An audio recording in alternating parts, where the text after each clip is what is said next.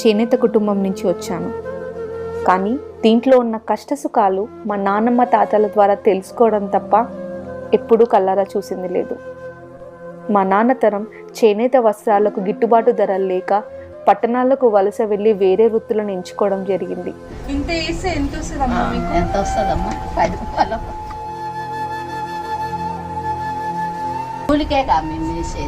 నా తరానికి ఈ చేనేత వస్త్రాలను కట్టుకొని మురిసిపోవడం తప్ప ఇందులో ఉన్న కష్టం అస్సలు తెలియదు. వచ్చే తరానికి కేవలం ఇది కథల్లాగానే మిగిలిపోతుందేమో.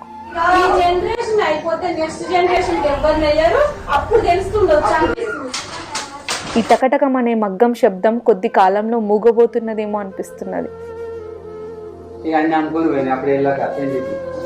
నేను నేర్పించండి అప్పుడు స్కూల్కి రోజంతా నేసినందుకు 450 రూపాయలు ఒక బెడ్షీట్ నేస్తే, కానీ షోరూమ్ లో మాత్రం మనకు 5-6 వేలు